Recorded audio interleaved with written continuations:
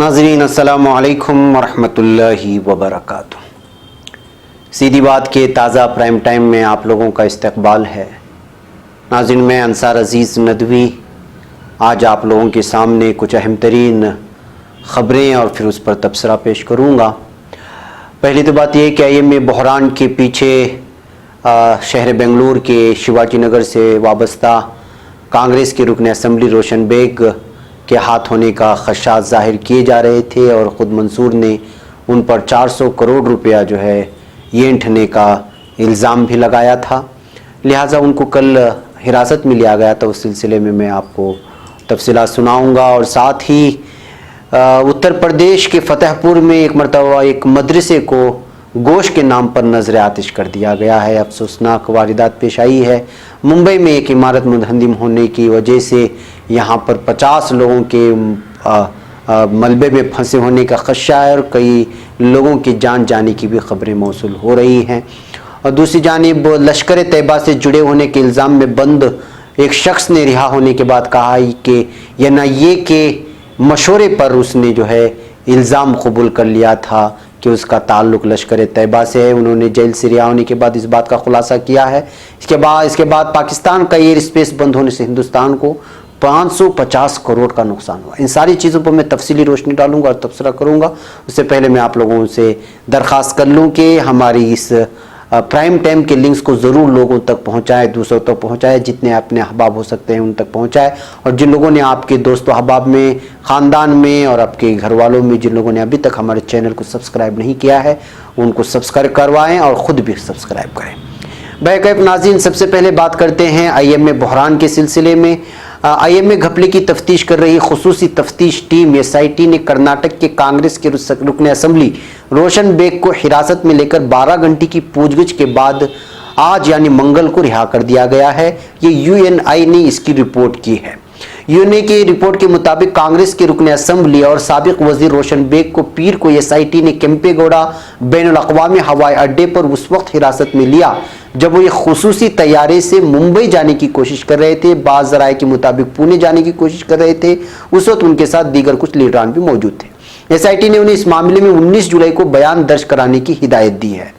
SIT दफ्तर से बाहर आने के बाद मिस्टर बेग ने नामानिगारों से बातचीत में कहा है कि उन्हें 15 जुलाई को SIT के सामने पेश होने को नोटिस मिला था, लेकिन सेहत असबाब से मैंने 25 जुलाई तक का वक्त मांगा था। यानी उन्होंने SIT के सामने पेश होने के लिए 25 जुलाई तक का वक्त मांगा था।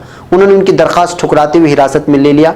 मुझे इस सिलसिले में कोई हिदायत नहीं दी गई है कि कहीं भी जा सकता हूँ, मैं कहीं भी जा सकता हूँ। मेरा बेंगलुरु छोड़कर बाहर जाने का कोई मंसूबा नहीं है।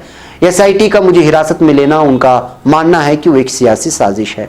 बैकअप नाज़रीन, एक तरफ कर्नाटक में एक तरफ बहरान है, सियासी बहरान, हुकूमत रहेगी या न रहेगी, और वोट ऑफ कॉन्फिडेंट यानी एतमाद वोट भी कल या परसों में हासिल हो जाएगा। ऐसे हालत में यहाँ की मखलूत हुकूमत की हालात बहुत ही बद से बदतर होते नज़र आ रहे हैं। आपसी चपखलिशों की वजह से, दूरियों की वजह से और अराकीन असम्बली में जो है अंडरस्टैंडिंग ना होने की वजह से, इस दरमियान में IMA का बहरान भी सामने रहने की वजह से इस वक्त कर्नाटक की सियासत का एक अजीब नक्शा सामने आ रहा है। कब क्या हो, कौन किसकी जानिब है, कौन किसकी तरफ है, कौन क्या है, कोई मामला सियासत का ये जो है कुछ समझ में नहीं जा रहा है। बहरकैफ कल या परसों में एतमाद वोट हासिल होने वाला है कर्नाटक कांग्रेस का, कर्नाटक की मखलूत हुकूमत का। देखते हैं कि आगे जाकर के क्या होता है। इस दरमियान में जो है रोशन बेग को अचानक एयरपोर्ट से हिरासत में ले लेना, ये भी एक बहुत बड़ी ब्रेकिंग न्यूज़ बन गई थी। आज उनको 12 घंटे की पूछगिछ के बाद मंगल को रिहा कर दिया गया है, लेकिन उनको 19 जुलाई को दोबारा हाजिर होकर के सारी तफसीलात पेश करनी होंगी। बहरकैफ नाजरीन, अब चलते हैं हम दूसरी खबर की जानिब। ये भी बड़ी अफसोसनाक खबर है। ये खबर है उत्तर प्रदेश के फतेहपुर से, और आप लोगों को मालूम भी है कि हम बारहा अपने प्राइम टाइम में हर दिन का एक मामूल बन चुका है कि जो है गौकशी के नाम पर, जय श्री राम के नाम पर हमला होने की और मॉब लिंचिंग की खबरें आती रहती हैं। अब ये खबर फतेहपुर से आई है जहाँ पर एक मदरसे को निशाना बनाया गया है। तफसीलात के मुताबिक मुबैना गौकशी के नाम पर हंगामा अब कोई नई बात नहीं रह गई। ताज़ा मामला उत्तर प्रदेश के फतेहपुर जिले का है, जहाँ गाय का गोश्त एक तालाब के किनारे बरामद होने के बाद, एक तालाब के किनारे मिला था उसके बाद हालात इंतहाई कशीदा हो गए। 16 जुलाई को जब एक मदरसे के करीब गाय का गोश्त बरामद होने की खबर फैली तो हंगामा मच गया। कई मुश्तइल अफराद ने लाठी डंडों के साथ मदरसे को निशाना बना दिया। उन्होंने मदरसे की इमारत में तोड़फोड़ की और फिर वहां पर आग भी लगा दी गई। ये देखिए मदरसे की तस्वीर आप लोगों के सामने नज़र आ रही है। ये आग लगाने का मंजर है और आप लोगों को मालूम होना चाहिए कि किस कदर इस वक्त नाइंसाफ़ी है। मुबैना गोकशी के नाम पर अफराद पर हमला किया जा रहा था, तोड़फोड़ मचाई जा रही है, मदारिस को निशाना बनाया जा रहा है और छोटी छोटी सी बात को लेकर के अक़लियतों को निशाना बनाने का सिलसिला जारी है। लेकिन ना हुकूमत संजीदगी से इस बात को ले रही हैं और ना ही जो है वहाँ की पुलिस इंतज़ामिया इस चीज़ को रोकने के लिए कोई काबिल कदर या काबिल गौर कोई कदम उठा रही है। बेकैफ नाज़रीन, बड़ा अफसोसनाक ये मामला लगता है कि जो है इस वक्त हिंदुस्तान एक अजीब डगर की तरफ निकल चुका है जो उसके लिए तबाही का सबब बनेगा। बेकैफ नाज़रीन, तीसरी खबर आज मुंबई से बड़ी अफसोसनाक पहुंची है। वो है जो है एक इमारत की मुनहदिम होने की खबर। ये जनूबी मुंबई के डोंगरी इलाके में मंगल के रोज़ 4 मंजिला इमारत मुनहदिम हो गई जिसके मलबे में तकरीबन 50 अफराद के फंसे होने का खदशा है। बीएमसी महकमे आफात कंट्रोल के एक अफसर ने इत्तला दी है। कैसर बाई नामी इमारत मंगल की सुबह 11:30 बजे मुनहदिम हो गई। वाक़े के बाद फायर ब्रिगेड की टीम, पुलिस और डिजास्टर मैनेजमेंट की टीमों ने जायक़वा पर पहुंचकर हिफाजती मुहिम का आगाज कर दिया है। ये इमारत अब्दुल हमीद शाह दरगाह के पीछे मौजूद है और काफ़ी पुरानी हो चुकी थी। इमारत में कई खानदान रिहाइश पजीर थे। फायर ब्रिगेड और एनडीआरएफ की टीमें मौके पर पहुंच गई हैं और राहत हिफाजती मुहिम का आगाज कर दिया गया है। एनडीआरएफ के मुताबिक गली तंग होने की वजह से हिफाजती कामों में मुश्किलात का सामना करना पड़ रहा है। मीडिया रिपोर्टों के मुताबिक इमारत तकरीबन 100 साल पुरानी है और उसमें 8 से 10 खानदान रिहाइश पजीर थे। जिस वक्त इमारत मुनहदिम हो गई उस वक्त उसमें 50 से 40 अफराद मौजूद थे। एक बच्चे को बाहिफाजत बाहर निकाल लिया गया था। दीगर मलबे में दबे लोगों को बाहर निकालने की कोशिशें जारी हैं और मुसलसल जख्मियों की तादाद बढ़ती ही जा रही है। वाज़ेह है कि महाराष्ट्र के मुतादिद इलाकों में बारिश ने तबाही मचाई है। इसी दरमियान शिमाली मगरबी मुंबई के मलाड में 2 जुलाई को अलग एक दीवार की मुनहदिम होने की वजह से 13 लोगों की मौत हो गई थी। वहीं पुणे में भी एक दीवार मुनहदिम होने के बाद 7 लोगों की मौत हो गई है। बेकैफ नाज़रीन, मुंबई से बहुत ही काबिल अफसोसनाक और चूँकि यहाँ पर तंग गलियाँ होती हैं और फिर जो है ये एक दूसरे से जुड़ी हुई इमारतें, आवाम की कसरत और फिर जो है इस तरह से पुरानी बिल्डिंगों में रहना यहाँ खतरे से खाली नहीं है। इसलिए कि मुंबई के शहरों से इस तरह की इमारतों के गिरने की खबरें हर महीने कहीं ना कहीं से मौसूल होती ही रहती हैं। ऐसे हालात में यहाँ की इंतज़ामिया को और फिर जो है इमारतें तामीर करने वाला जो शोबा है उसको जो है ये जाँच पड़ताल करना होगा कि किस तरह की बिल्डिंगें हैं, उनकी बुनियादें कितनी मजबूत हैं और कब तक ठहर सकती हैं और अगर नहीं है तो फिर इस सिलसिले में उनको वार्निंग भी दिया जाना चाहिए। ये इंतज़ामिया की जिम्मेदारी है। बेकैफ नाज़रीन, एक और ख़बर जो खुल कर के इस वक्त सामने आई है वो है एक जेल से छूटे हुए एक शख्स की जो है बहुत बड़ा खुलासा किया है।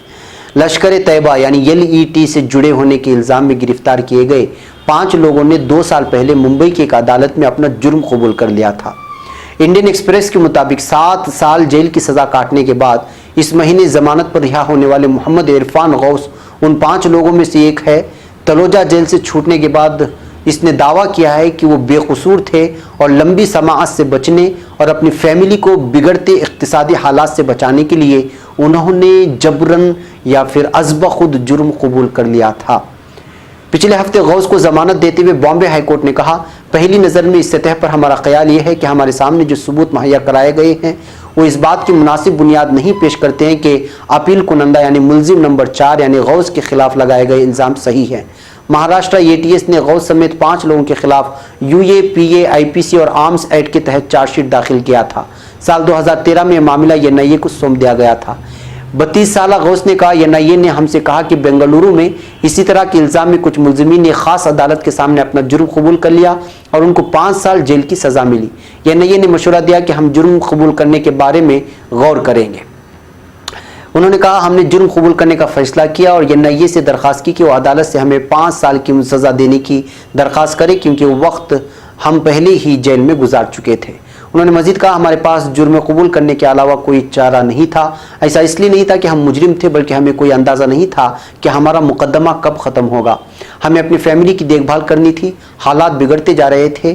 NIA के लिए अदालत में पेश होने वाले वकील AM चमलकर ने कहते हुए गौस की ज़मानत अर्जी की मुखालिफत की थी कि उनके खिलाफ सबूत के तौर पर अहम दस्तावेज़ात हैं। इस्तिगासे के मुताबिक गौस और एक दूसरे मुलजिम मुज़म्मिल ने एक दूसरे को 10 अक्टूबर 2011 और 9 अगस्त 2012 के दरमियान 214 फ़ोन कॉल किए। इसके साथ ही मुबैना तौर पर गौस ने मुज़म्मिल के साथ मुंबई से नांदेड़ तक का सफ़र किया। इस्तिगासे का दावा है कि इनमें से एक को सऊदी अरब से पैसे मिले जिसको एक दूसरे मुलजिम ने भेजा था। ऐसा इल्ज़ाम है कि मुलजिम एक रिवाल्वर और जिंदा कारतूस के साथ पकड़े गए और उनकी स्कीम मुस्लिम नौजवानों को तशद्दुद के लिए उकसाने की थी। इस तरह का जो इल्ज़ाम लगा कर कि इनको डाला गया, फिर उन्होंने जुर्म कबूल किया। ये एक बहुत बड़ा खुलासा है कि किस तरह जो है मुस्लिम नौजवानों को फंसाया जाता है और फिर उनको मशवरा भी दिया जाता है कि आप जुर्म कबूल कर लो तो आपको जो है सज़ा कम दिलाई जाएगी। अजीब माहौल है। नाजरीन देखिए कि किस तरह से जो है ये जो गिरफ्तारियां होती हैं, गिरफ्तारियों के पीछे जो साजिशें होती हैं, उस साजिशों के पीछे किस तरह मुसलमान नौजवानों को फंसा करके उनको या तो जबरन कबूला जाता है या फिर उनको जो है मशवरा दिया जाता है कि जो है अगर कबूल कर लोगे तो जो है आपकी सज़ा कम होगी। भाई नाजरीन, एक और अहम तरीन ख़बर जो आपको बताना चाहिए वो है फरवरी माह में जैश मोहम्मद के दहशतगर्दाना हमलों के बाद हिंदुस्तान ने पाकिस्तान में जैश के ठिकानों पर 24 फरवरी को एयर स्ट्राइक का दावा किया था। उसके बाद पाकिस्तान ने अपने एयर स्पेसेस को बंद कर दिया था चलते बहरान की वजह से, आपसी कशीदगी की वजह से, जिसके बाद कोई भी बैनुल अक़वामी परवाज़ पाकिस्तान के एयर स्पेसेस से नहीं गुजर सकती थी। गुज़िश्ता रोज़ पाकिस्तान ने अपने एयर स्पेसेस को खोलने के अहकाम जारी कर दिए हैं जिससे हिंदुस्तान को बड़ी राहत मिली है। बालाकोट पर की गई एयर स्ट्राइक से पाकिस्तान और जैश को तो सबक सिखाई गया था, साथ में इस स्ट्राइक से मोदी की क़यादत वाली बीजेपी हुकूमत को आम इंतखाबात में ज़बरदस्त इंतखाबी फ़ायदा भी हुआ। लेकिन पाकिस्तान के ज़रिए एयर स्पेस बंद किए जाने से सीधे तौर पर मुल्क की एविएशन सनअत को भारी माशी नुकसान उठाना पड़ा। अब एयर स्पेस के खोले जाने की खबर से मुसाफिरों और एविएशन सनअत के लिए बहुत राहत की खबर है। पाकिस्तान की सिविल एविएशन अथॉरिटी ने अपने अफसरान को एक नोटिस जारी करते हुए कल देर रात से अपनी एयर स्पेसेस खोलने का ऐलान कर दिया है। 4 महीने बंद रही पाकिस्तानी एयर स्पेसेस की वजह से परवाज़ों को दूसरे रास्ते से जाना पड़ रहा था, जिसके सबब उनको अपनी मंजिल तक पहुंचने में ज़्यादा वक्त लग रहा था। चूँकि मसाफत बढ़ गई थी इसलिए तैयारों में ईंधन की खपत भी ज़्यादा हो रही थी। एयर स्पेसेस खुलने से यूरोप को जाने वाली परवाज़ों में अब कम से कम 80 मिनट का वक्त कम लगेगा और ईंधन की खपत में भी काफ़ी कमी आएगी। वाज़ेह 24 फरवरी से आज तक यानी जिस तारीख से पाकिस्तान ने अपने एयर स्पेसेस बंद की थी, हिंदुस्तानी तैयारों में ईंधन की खपत बढ़ गई थी, जिसकी वजह से एविएशन सनअत की 500 करोड़ रुपए से ज़्यादा एविएशन सनअत को नुकसान पहुंचा है। एयर इंडिया को इस दौरान 491 करोड़ रुपए का इजाफी खर्च बर्दाश्त करना पड़ा है। इंडिगो को 25 करोड़ रुपए, स्पाइस जेट को 30.73 करोड़ रुपए और गो एयर को 2 करोड़ रुपए का इजाफी खर्च बर्दाश्त करना पड़ा। पाकिस्तानी एयर स्पेस बंद होने से यूरोप और खलीजी ममालिक की परवाज़ें काफ़ी मुतासर हुई थी। तो नाज़रीन, इस बात से एक अंदाज़ा हो जाता है कि जो है जब किसी 2 मुल्कों के दरमियान खलीजें बढ़ती हैं, दूरियां बढ़ती हैं, तो उसमें एक ही मुल्क का नुकसान नहीं होता बल्कि दोनों मुल्कों को जो है एक साथ, किसी को जो है जानी, किसी को माली, किसी को इक़्तिसादी तौर पर, किसी का शेयर मार्केट गिर जाता है।